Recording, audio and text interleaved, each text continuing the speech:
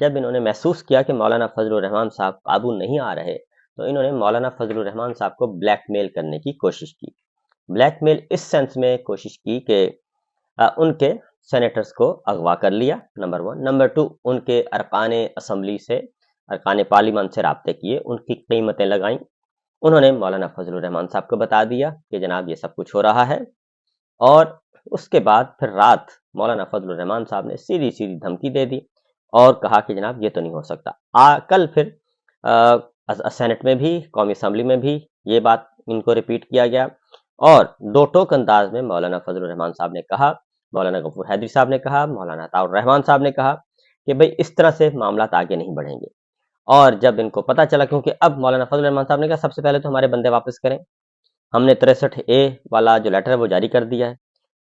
ہماری پالیسی یہی ہے کہ ہم سرکاری مسودے کو سپورٹ نہیں کریں گے. اور پھر انہوں نے کل سینٹ میں جیمر لگائے ہوئے تھے اور دو نمبر کاروائی کرنی تھی. 2 نمبر کاروائی اس سینس میں کہ کسی کو پتہ چلے نہ چلے، بس بتا دینا تھا کہ جی ہماری نمبر پورے ہو گئے ہیں اور یہ لوگ آئے ہیں، انہوں نے ووٹ دے دیا ہے. یہاں تک یہ بے ایمانی کرنا چاہ رہے ہیں. تو لیکن حالات و واقعات ان کے کنٹرول میں نہیں تھے، گنتی پوری نہیں تھی، ان کے اپنے ارکان غائب ہو چکے تھے. آپ کو میں پورا بتاؤں. دوسرا ایک اور آپ کو خبر دے رہا ہوں کہ ایک پاکستان تحریک انصاف کے ایک رکن پارلیمان ہیں، غیر مسلم نشستوں پہ آئے ہوئے ہیں، ان کے ساتھ ایک افسر نے رابطہ کیا اور انہیں فون کر کے کہا کہ جناب آئیں، اور ان کی قیمت لگائی اچھی خاصی، جو آج کل ریٹ چل رہا ہے 1 ارب 5 کروڑ 10 کروڑ تک ریٹ چل رہا ہے ایک ووٹ کا، اس کی قیمت لگائی. تو غیر مسلم جو تھے رکن پارلیمنٹ، انہوں نے کہا کہ جناب یہ ہمارے مذہب میں اس طرح جائز نہیں ہے اور میں اپنے مذہب کو فالو کرتا ہوں، یہ ضمیر بیچنے کی کوئی بات ہم نہیں کر سکتے، اس طریقے سے ووٹ نہیں بیچیں گے، ووٹ عمران خان کی امانت ہے. تو اس کے جواب میں جو کالر تھے، افسر فون کرنے والے،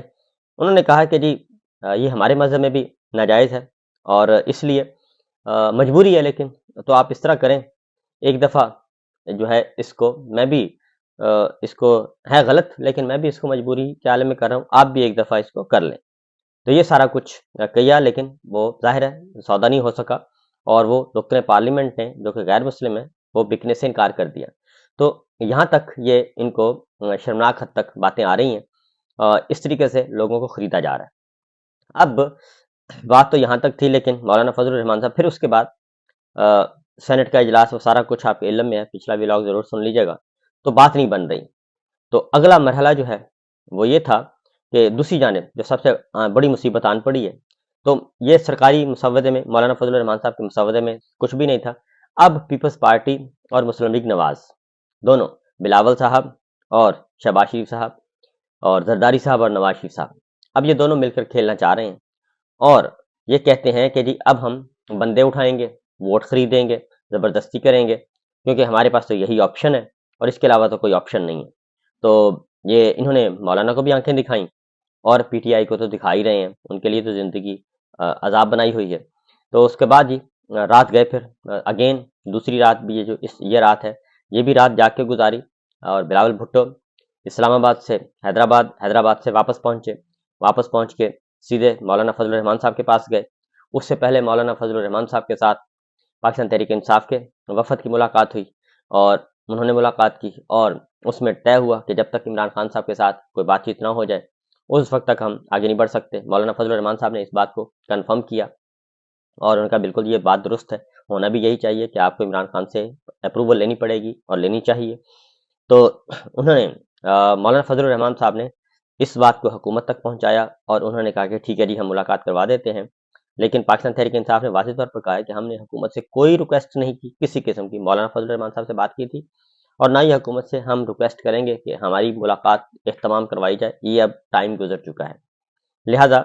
یہ سلسلہ ہوا اور اس کے بعد بلاول بھٹو رات جو ہے مولانا فضل الرحمان صاحب کے پاس سرکاری وفد بھی آیا، پی ٹی آئی کا وفد بھی آیا، ان کی ملاقاتیں ہوتی رہیں اور اس میں اتفاق ہوا کہ مولانا فضل الرحمان صاحب اور P T I same page پہ ہیں. اور اس پہ اگلے مرحلے تک انہوں نے کہا جی مولانا فضل الرحمان صاحب نے کہا کہ اب آپ خان صاحب سے ملاقات کریں.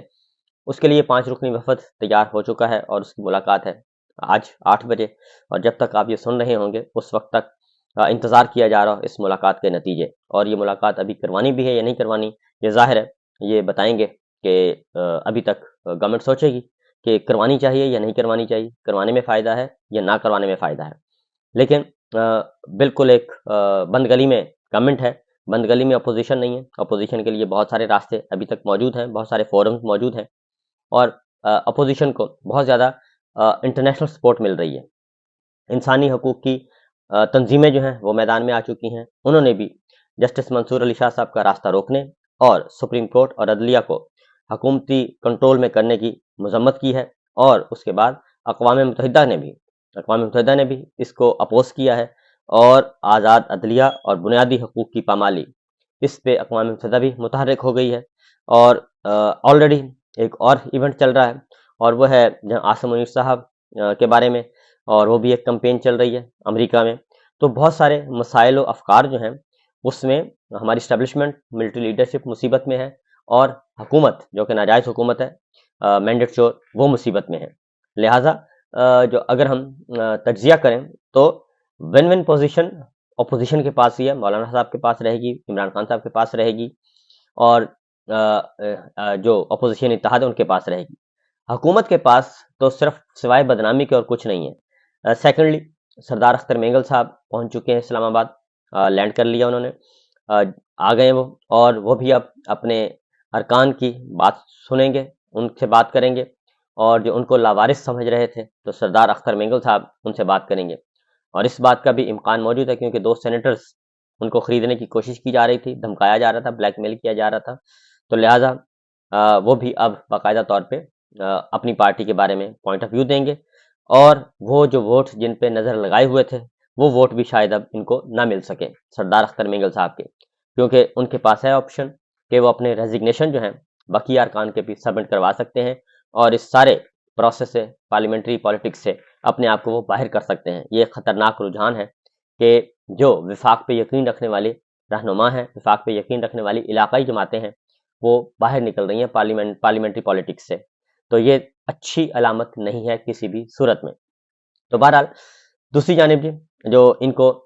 ایک اور جو اپوزیشن کو ایج حاصل ہے وہ ہے وکلا تنظیمیں، بار ایسوسیشنز اور بار کونسلز، وہ میدان میں آ چکی ہیں، اور انہوں نے 2 ٹوک انداز میں